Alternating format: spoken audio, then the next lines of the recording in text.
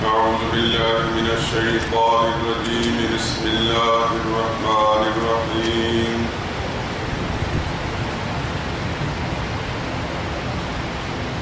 الذين يؤمنون بالغيب ويقيمون الصلاة ومما رزقناهم ينفقون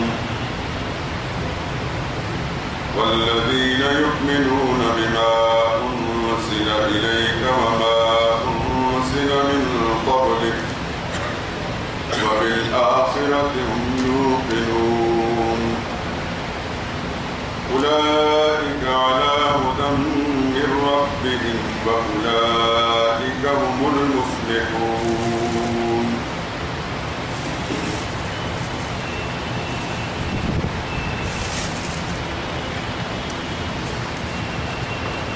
الذين يؤمنون وہ لوگ جو یقین کرتے ہیں بالغیب غیب پر وَيُقِيمُونَ الصَّلَاةَ اور قائم کرتے ہیں نماز کو وَمِمَّا رَزَقْنَاهُمْ اور جو کچھ ہم نے ان کو دیا يُنْفِقُونَ اس میں سے خرچ کرتے ہیں وَالَّذِينَ يُؤْمِنُونَ اور وہ لوگ جو ایمان لائے بما انزل الیک اس پر جو آپ پر نازل کیا گیا وما انزل من قبلک اور اس پر جو کچھ آپ سے پہلے نازل کیا گیا وَبِالْآخِرَةِ هُمْ يُوقِنُونَ اور آخرت کو وہ یقینی جانتے ہیں أُولَئِكَ عَلَى هُدًى مِّن رَّبِّهِمْ وہی لوگ ہدایت پر ہیں اپنے پروردگار کی طرف سے وَأُولَئِكَ هُمُ الْمُفْلِحُونَ اور وہی لوگ ہیں اپنی مراد کو پہنچنے والے.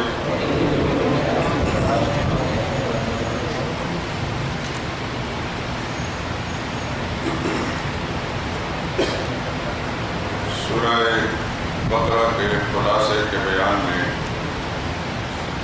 یہ بات عرض کی گئی تھی کہ اس سورہ مبارکہ کے ابتدائی 5 آیات جن میں پہلی ایمان کا ذکر ہے اور اس کے بعد 2 آیات ان میں کفار و مشرکین کا ذکر ہے اور ان کے بعد تقریباً 13 آیات کریمہ پورا رکوع ان آیات میں منافقین کا ذکر ہے. یہ بات پہلے ہی بتائی جا چکی ہے کہ وہ پروگرام جو محمد مصطفیٰ صلی اللہ علیہ وسلم لے کر آئے اور امت کے سامنے پیش کیا، جب بھی کسی پیغمبر نے یہ پروگرام پیش کیا ہے اپنی امت کے سامنے تو ہر زمانے میں اس پیغام کو سننے کے بعد فوراً 2 جماعتیں بن گئی.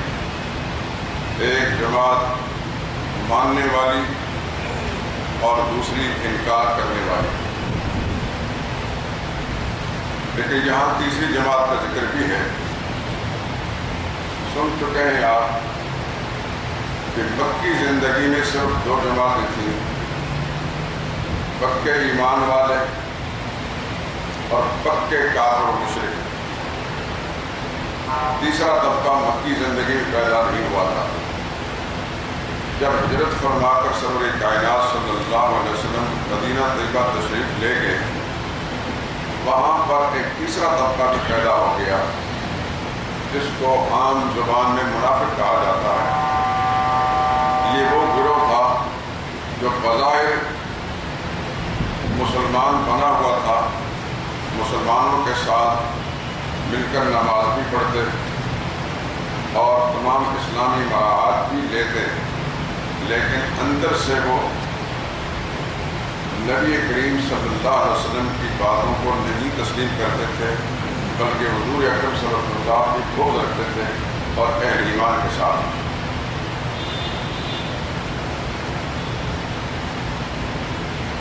یہاں پر ان تینوں جماعتوں کا ذکر ہے۔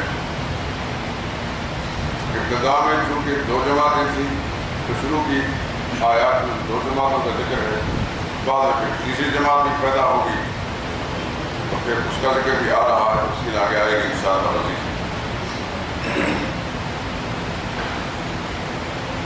ابتدا میں اس کتاب کے بارے میں جو فرمایا گیا ہدی للمتقین کہ یہ سراپا ہدایت ہے ڈرنے والوں کے لیے، سن چکے ہیں آپ۔ کتاب تو آئی ہے پوری کائنات کی ہدایت کے لیے، لیکن یہاں ہدی للمتقین کا لفظ فرما کر بظاہر یہ تاثر ہوتا ہے کہ یہ ہدایت ہے صرف متقین کے لیے۔ تو میں بتا چکا ہوں کہ آئی تو پوری کائنات کی ہدایت کے لیے، جیسے کہ قرآن کریم کی دوسری آیت میں آتا ہے ہدی للناس، پوری انسانیت کی ہدایت، لیکن اس سے فائدہ انہی لوگوں نے اٹھایا جن کے دل میں اللہ کا خوف پیدا ہوا۔ یہاں متقین سے مراد منیبین ہیں، انابت کرنے والے، طالب حق، رجوع الی الحق کرنے والے۔ اس کی تفصیل پہلے گزر چکی ہے۔ اب اس کے بعد ان متقین کی یا منیبین کی صفات بیان کی جا رہی ہیں۔ پہلی صفت یہ ہے الذین یؤمنون بالغیب، وہ ایمان لاتے ہیں غیب پر۔ ایمان کیا ہے؟ لغوی اعتبار سے ایمان کہتے ہیں ماننے کو، جاننے کا نام، پہچاننے کا نام ایمان نہیں۔ بہت سارے مشرکین رسول اللہ صلی اللہ علیہ وسلم کی دیانت، امانت، صداقت، شرافت، راست بازی، اس کو دیکھ کر یہ جان چکے تھے کہ یہ آدمی جھوٹا نہیں ہے، یہ جھوٹا نہیں ہے، دھوکہ نہیں دینے والا، لیکن مانا نہیں، جاننے کے باوجود وہ مومن نہیں کہلائے۔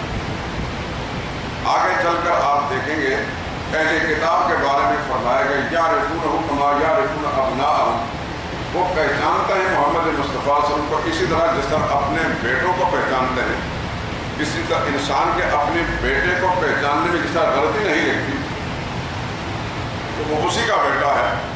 محمد مصطفیٰ صلی اللہ علیہ وسلم کو بھی اس طرح پہچان چکے تھے، اور پھر یہ بات بھی تھی کہ ان کی کتابوں کے اندر، سابقہ کتابوں کے اندر بھی رسول اللہ صلی اللہ علیہ وسلم کی بشارات موجود تھیں، لیکن اغراض دنیاوی، مفادات دنیاوی کو جب خطرہ دیکھا انہوں نے تو پھر انہوں نے رسول اللہ صلی اللہ علیہ وسلم کو ماننے سے انکار کر دیا۔ تو جاننے اور پہچاننے کا نام ایمان نہیں ہے، دل و جان سے تسلیم کرنے اور اس کا اقرار کرنے کا نام ایمان۔ آپ نے بچپن کے اندر یہ سنا ہوگا، ہمارے بڑے چھوٹی عمر کے اندر بچوں کو پڑھایا کرتے تھے ایمان کی صفات، ایک مجمل صفات ہوتی تھی، کچھ مفصل ہوتی تھی۔ تو مجمل صفات میں یہ کہا آمنت باللہ کما ہوا باسمائہ، میں اللہ پر ایمان لایا، مانتا ہوں اسی طرح جیسے اللہ تعالیٰ اپنے اسماء و صفات کے ساتھ ہیں، اپنے ناموں کے ساتھ اور اپنے کمالات کے ساتھ ہیں۔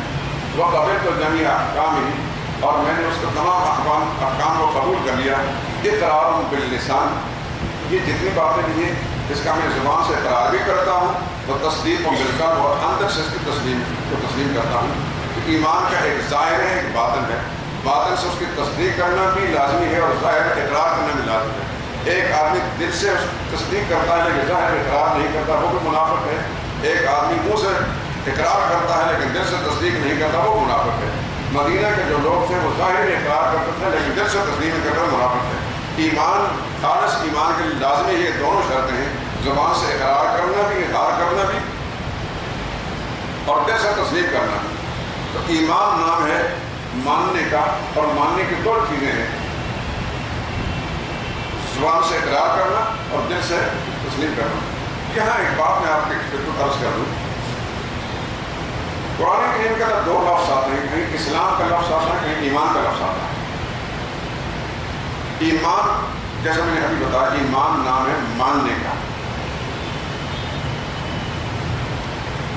دل سے یقین کرنے کا. اور اسلام کا معنی ہوتا ہے تسلیم کرنا، فرمانبرداری کرنا. یہ دونوں لفظ آتے ہیں حدیث کی کتابوں میں. ایک دفعہ رسول اللہ صلی اللہ علیہ وسلم کے پاس جبریل امین آیا اور انسان کی شکل میں آئے، لیکن انجان انسان کی شکل میں آئے. جس صحابی نے نقل کیا حضرت فاروق اعظم رضی اللہ تعالیٰ اور دیگر صحابہ، وہ فرماتے ہیں لا یعرف منا احد. اس طرح حضور صلی اللہ علیہ وسلم کی خدمت میں ایک آدمی آیا، اس طرح علینا رجل شدید و بیاض الثیاب. اچانک ایک آدمی نمودار ہوا، بہت سفید اجلے کپڑے پہنے ہوئے تھے، شدید و سواد الشعر، بہت کالے بالوں والا، بالکل جوان تھا. لا یعرف منا احد، ہم میں سے کوئی اس کو پہچان نہ سکا، کیونکہ ہمارے مدینہ کے رہنے باسی میں سوتا ہم سب پہچانتے ہیں. اچانک نمودار ہوا، لا یرا علیہ اثر السفر. اس کے کپڑوں کو جب دیکھا تو نہ اس کی استری خراب تھی تو نہ اس کو گرد و غبار تھا. دور دراز سے سفر کر کے انسان جب آئے تو پھر پتہ چلتا ہے کہ یہ آدمی باہر کا ہے، شہر کا اندر کا پہچانا نہیں جاتا تھا. لباس کو دیکھ کر معلوم ہوتا تھا کہ ابھی یہاں سے نکل کے آیا ہے، لیکن ہم میں سے کوئی پہچانتا نہیں تھا. اس سے معلوم ہے کہ دور دراز کا کوئی آدمی ہے. باہر یہ ہمارے فاجب ڈالا. آتے ہی حضور صلی اللہ علیہ وسلم رکبتہ ہے لا رکبتہ ہے، اپنے گھٹنے رسول اللہ صلی اللہ علیہ وسلم گھٹنوں کے ساتھ ملا کر بیٹھ گیا. بعض روایتوں میں آتا ہے کہ اس نے سلام کیا، بعد میں آتا ہے سلام بھی نہیں کیا. اور جو مشہور روایت ہے اس کے اندر ایک سلام نہیں کیا. اور آتے ہی حضور صلی اللہ علیہ وسلم سے سوالات شروع کر دیے. پہلا سوال یہ، اسلام کیا ہے؟ اسلام کے بارے میں سوال کیا.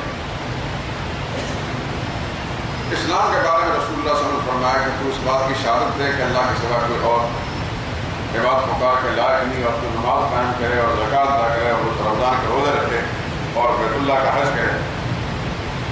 یہ اسلام. تو کہنے صدقت، آپ ٹھیک کہتے ہیں. حضرت فاروق اعظم فرماتے فاجب نہ لو یسألہ یصدق. ہمیں بڑا تعجب ہوا، خود سوال بھی کرتا ہے، خود تصدیق بھی کرتا ہے. سوال کرنا علامت ہوتی ہے کہ اس کو پتہ نہیں، اور تصدیق کرنا اس بات دلیل ہوتا ہے کہ یہ سب کچھ جانتا ہے. ہمیں کچھ سمجھ نہیں آ رہی کیا چیز ہے، نہ ہم اس کو جانتا پہچانتا ہے اس کو ہے.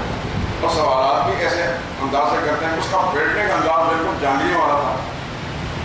جو نبی کریم صلی اللہ علیہ وسلم کے پیپر کے اندر بیٹھ کر ادب سے بیٹھنا چاہیے، اس نے گھٹنے حضور کے گھٹنوں کے ساتھ ملا کر بات شروع کر دی.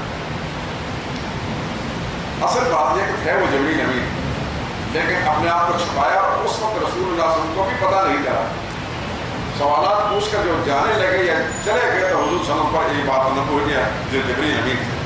صحابہ کو نہیں پہچان سکے، کیونکہ غیر کہنے اللہ کے سوا بالکل نہیں. حدیث اور قرآن کا ایک ذرہ ذرہ بول کر کہتا ہے، لیکن جس کی بات ماری گئی، جس کے پر اللہ نے مور لگا دی ہو، وہ رٹ لگاتا رہتا. خیر پھر اس نے کہا کہ اخبرنی عن الایمان، ایمان کے بارے میں بتائیے. تو حضور صلی اللہ علیہ وسلم نے فرمایا انتؤمن باللہ وملائکتہ وکتبہ ورسلہ.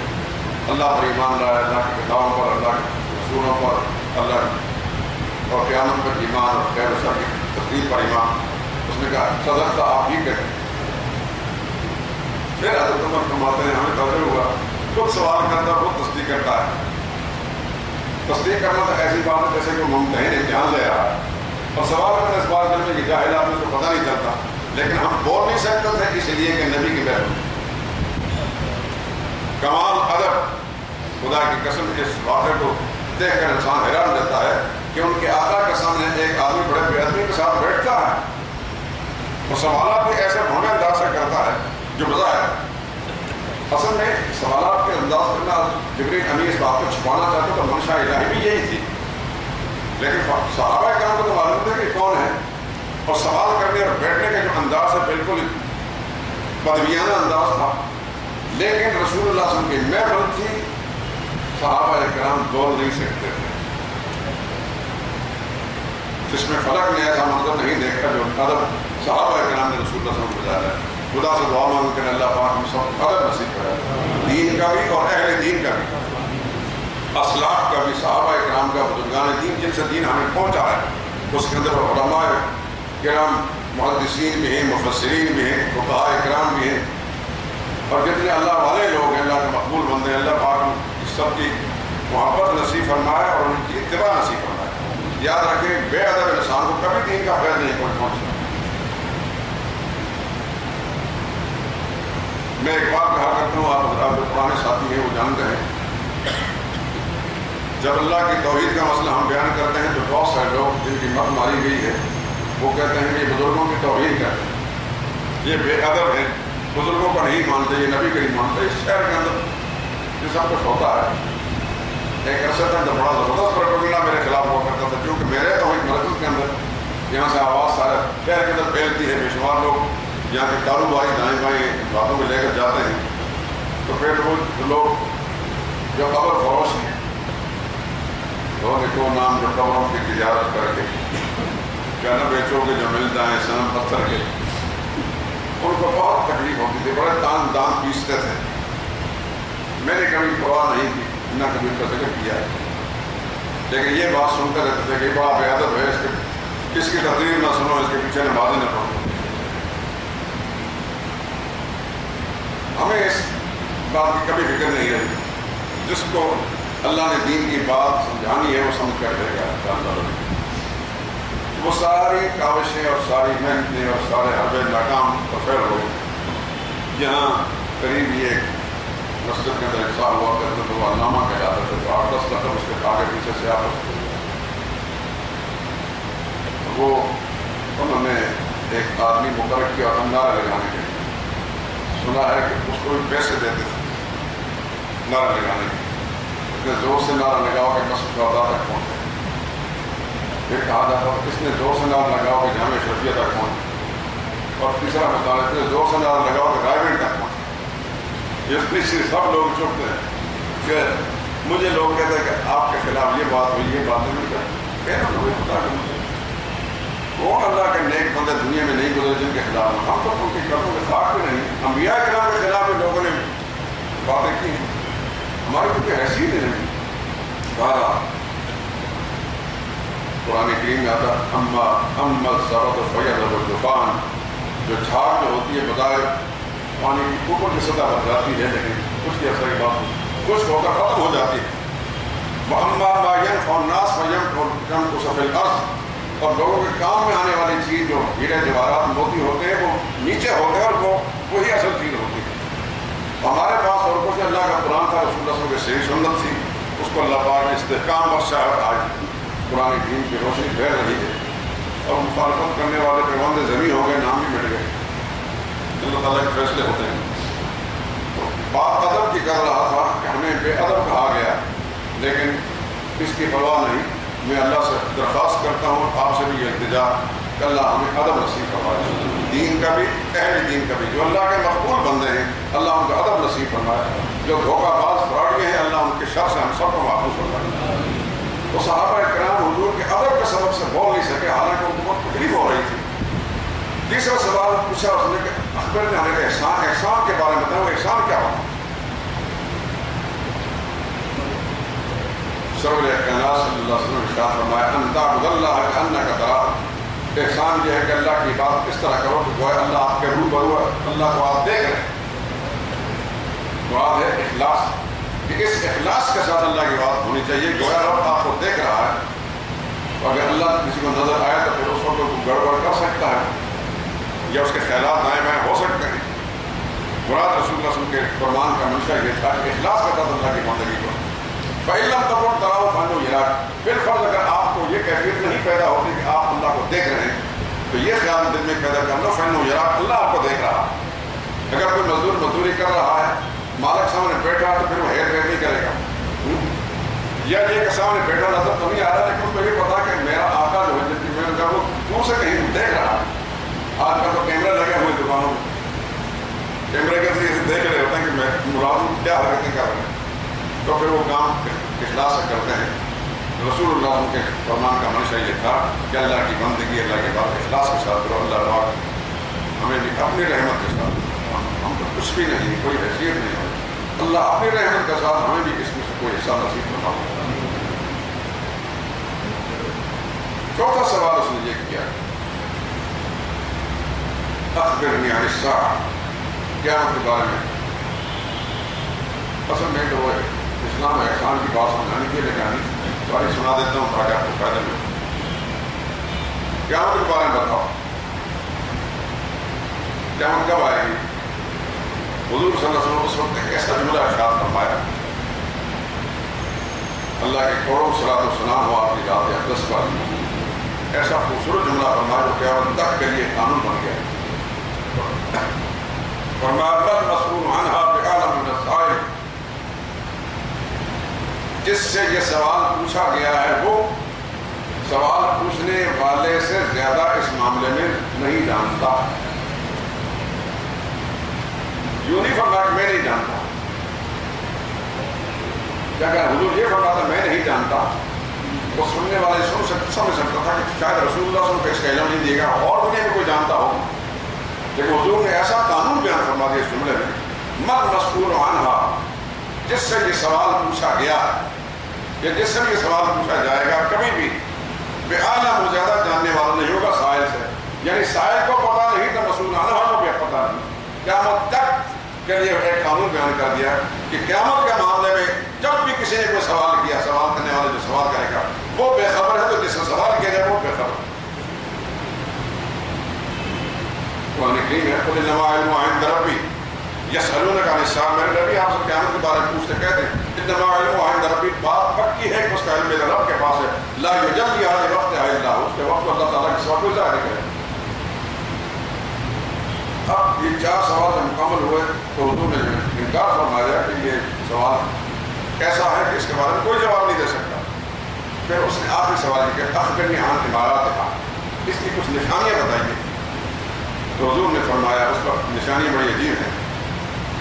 فرمایا ان تلد الامۃ ربتہا, اس کی پہلی نشانی یہ ہے کہ لونڈی اپنی مالکن کو جنم دے گی. لونڈی اپنی مالکن کو جنم دے گی. کیا مطلب یہ کہ قیامت کے قرب میں اولاد کتنی نافرمان ہو جائے گی, اتنی نحوست پڑے گی کہ بیٹی جیسی وفادار اور اطاعت شعار جنس اپنی ماں کی اس طرح نافرمان ہو جائے گی, گویا وہ مالکن بن گئی اور ماں اس کی اس کی لونڈی بن گئی. اس پر اس جو حکم چلائے گی کہ لونڈی پر حکم چلایا جاتا ہے. لونڈی اپنی مالکن کو جنم دے گی, یعنی بیٹیاں اتنی نافرمان ہو جائیں گی کہ وہ خود مالک بن کر حکمرانی کریں گی اور مائیں جیسے لونڈیاں ہوں گی. ایک اور دوسری نشانی میں فرمایا وَأَن تَرَى الْحُفَاةَ الْعُرَاةَ الْعَالَةَ الرُّعَاءَ الشَّاءَ يَتَطَاوَلُونَ فِي الْبُنْيَانِ, ایسے انقلاب آئیں گے وہ لوگ جنہیں تن ڈھانپنے کے لیے کپڑے میسر نہیں ہوتے تھے, ننگے پھرتے تھے, پیروں پر جوتی میسر نہیں ہوتے, بنا پیر پھرتے تھے. رعاء الشاء, بھیڑ بکریاں چلاتے تھے. اچانک ان کے پاس کتنا مال آ جائے گا, بڑی بڑی بلڈنگیں اور پلازے اور محلات بنا کر ان میں فخر و غرور کے ساتھ زندگی گزاریں گے, کترائیں گے اس میں. ہمارے دیکھتے دیکھتے آپ حضرات تو زیادہ جانتے ہیں, میں تو ایک کوئی کا مینڈے کی طرح گھر پہ رہتا ہوں, باہر گیا بھی تو بس اپنی منزل تک ہی رہتا ہوں. ایک خوش شنید تو رہتی ہی ہے. تو جن کے پاس کہتے ہیں کھوتی ریڑھی بھی نہیں ہوتی تھی, وہ بڑی بڑی گاڑیاں دوڑا دیتے تھے, بڑے بڑے بنگلے ہیں. مجھے 42 سال ہو رہے ہیں, میری اپنی آنکھوں سے کچھ ایسا اندازہ دیکھیں, تفصیلات نہیں بیان کرتا لیکن اس حدیث کا بالکل مصداق ہونا چاہیے. جو اس وقت کوڑیاں ان کے پاس نہیں تھی, اب کروڑوں نہیں اربوں کے مالک تھے. جگہ جگہ اتنی اربوں نہیں دولت مل جاتی تھی. جس نے محنت سے کمائی ہو بالکل جائز ہے, لیکن جس نے غلط انداز اختیار کر کے یہ فوری طور پر کروڑ ہار روپے جو بن جاتے ہیں تو غلط انداز سے بنتے ہیں, صحیح انداز سے نہیں بنتے. یہ قیامت کی نشانی میں سے. تو یہ حدیث پاک نے جو سنائی ہے, جب وہ چلے گئے تو حضور صلی اللہ علیہ وسلم جبریل اتاکم لیعلمکم دینکم, یہ درخیر جبریل تھا, بھائی تمہارے پاس تمہارا دین سکھانے آئے تھے. یعنی یہ سوالات جو ہم نے پوچھے ان میں تمہارے لیے عبرت کا سامان موجود ہے. اس حدیث کے اندر 2 باتیں تھیں, ایک اسلام کے بارے میں, ایک ایمان کے بارے میں. جبکہ ہم سب جانتے ہیں کہ ایمان بھی وہی ہے اور اسلام بھی وہی ہے, لیکن ایک باریک سا فرق ہے جو میں آپ کو بتا دیتا ہوں. اسلام کا تعلق ظاہر اعمال کے ساتھ ہے, اور ایمان کا تعلق باطنی اور قلبی کیفیات کے ساتھ ہے۔ اگر کوئی دل سے مان چکا ہے لیکن ظاہر طور پر اسلام کے اعمال کو بجا نہیں لاتا تو وہ مسلمان نہیں، اور ظاہر طور پر اعمال بجا لاتا، نماز روزہ کرتا ہے لیکن دل سے تسلیم نہیں کرتا، وہ مسلمان نہیں۔ علامہ انور شاہ کشمیری رحمۃ اللہ تعالیٰ جو ہمارے قابل بزرگوں میں سے ایک بہت بڑا نام ہے ہندوستان کی سرزمین میں، اور علامہ وہی تھے۔ نازی قریب کے اندر اتنا بڑا علامہ کسی نے دیکھا نا، اب تو اس لفظ کی مٹی پلید ہو گئی، جس کو سجدے کے مسائل نہیں آتا وہ بھی علامہ ہوتا ہے، پیدائشی علامے ہوتے ہیں۔ اور آپ دیکھیں تھوک کا پروگرام ہے علامے، نیچے نیچے کھڑے بھی ہوتے ہیں۔ میری طرح کے طالب علم جب اس کا سوالوں کے جواب بھی نہ دے سکیں وہ بھی علامے کہلاتے ہیں۔ علامہ شاہ کشمیر فرمایا کرتے تھے کہ ایمان دل سے شروع ہو کر اعمال پر جا کر مکمل ہوتا ہے، اور اسلام اعمال سے شروع ہو کر دل پر جا کر مکمل ہوتا ہے۔ یہ دونوں لازم معلوم چیزیں ہیں۔ یہاں لفظ ایمان سے مجھے بتا الذین یؤمنون بالغیب، وہ لوگ جو ایمان لاتے ہیں بن دیکھی چیزوں پر۔ ایمان نام ہے ظاہری زبان سے اقرار کرنا، دل سے اس کو تصدیق کرنا، اور زبانی جب اقرار ہوگا تو وہ اعمال کو بھی تسلیم کرے گا۔ جو آدمی دل سے اللہ تعالیٰ کی ذات کو مانتا ہے لیکن اس کے احکام کو، مثال کو نماز ہے، روزہ ہے، حج زکات، اس کو تسلیم نہیں کرتا، مومن کامل نہیں۔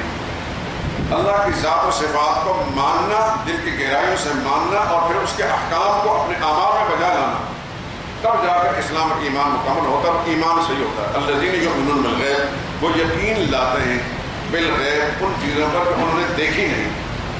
غیب کیا ہے؟ یہ ذرا تفصیل طلب سی بات ہے، اس پر بہت سارے مسائل بھی متفق ہوتے ہیں، جو انشاءاللہ لذیذ زندگی نے وفا کی۔ اللہ آپ کو سلامت رکھے اور اللہ تعالیٰ ہمیں بھی موقع دے۔ کل کے درس میں انشاءاللہ سبحانک اللہم و بحمدک اشہد ان لا الہ الا انت استغفرک۔ ہمارے یہ ساتھی اور صحیح صاحب اللہ نے سلامت رکھے، جو بہت قیمتی انسان ہیں، اور آپ ناظرین کی استقامت کے لیے اور ان کے کام میں برکت کے لیے دعا بھی مانگا کریں۔ یہ بہت کام کرتے ہیں اللہ پاک، لیکن اسے کام یہ کہ اللہ تعالیٰ جس کو چاہتے پیدا کر دیتے ہیں۔ یہ پروفیسر کے دائرے میں کالج ہے، اور وہ کام بھی کرتے ہیں، اور کالج کی ذمہ داریاں بھی، پیپر چیک کرنا، یہ فلاں بھی، اور گھر کے کام بھی کرنا، اور بر وقت جہاں پہنچنا جمعے کے روز بھی وہاں ان کا جو اسٹاف ہے اور اس سمے کے جو انچارج ہیں وہ بڑی مشکلات پیدا کرتے ہیں۔ ایک دن کا جرم یہ ہے کہ یہ سجدہ ٹیکا ہے، یہ بہت بڑا جرم ہوتا ہے ہر زمانے کے اندر۔ اور جو بچوں کو پڑھاتے ہیں، جو کتاب بے شمار کتابیں نے لکھی ہیں بچوں، یہ دروس قرآن، یہ جو خطبات جمعہ جو اس کے بڑے خوبصورت اثرات پڑے ہیں، ان کتابوں سے انشاءاللہ جب تک وہ رہیں گی، جہاں بھی لوگوں کے عقائد درست ہوتے رہیں گے۔ تو ایک جرم ان کا یہ بھی ہے کہ ایسی کتابیں کیوں لکھتے ہیں، اور دوسرا جرم یہ ہے کہ بچوں کو صحیح بات کیوں بتاتے ہیں۔ ان کے پڑھے ہوئے بچے جو ہیں الحمدللہ وہ کہیں بھی مار نہیں کھاتے، تو وہ پھر مشکلات ان کے لیے کھڑی کرتے ہیں۔ جو پرنسپل ہوتے ہیں وہ کھڑی کرتے ہیں۔ ان کے لیے ایک دعا مانگے کہ اللہ پاک ہے وہ ان کے شرور و فتن سے محفوظ رکھے، اور ان کے کام میں اللہ برکت عطا فرمائے۔ ماشاء اللہ ان کے چھوٹے بچے بچیاں قرآن کے حافظ بن چکی ہیں اور دینی تعلیم حاصل کر رہی ہیں کہ اللہ پاک نے اس قرآن کی برکت سے ان کو اس طرف بھیجا دیا۔ آج ان کے سسر صاحب فوت ہو گئے ہیں، 2 دن کا جنازہ ہوا۔ آج یہ سارا دن پریشانی میں رہے اور پھر وقت یہاں پہنچے ہیں، ان کے وقت کی دعا بھی کرنی ہے، اور اپنے تمام ساتھی جتنے بیمار ہیں یا جن گھروں کے اندر بیماری ہے ان کے لیے دعا کریں۔ اللہ آپ کے رحمت اور کرم کے ساتھ سب بیماروں کو شفا کاملہ نصیب فرمائے، جبکہ تمام جسمانی بیماری کو فرما دیں، اور جو مرحوم ہو چکے ہیں ان کے سسر سمیت اللہ پاک کو اپنے جواب پر نصیب فرمائے، اور جو سوگوار خاندان اللہ پاک کو سمجھنے کا اللہ صلی اللہ علیہ وسلم۔ یا اللہ یہ ہمارا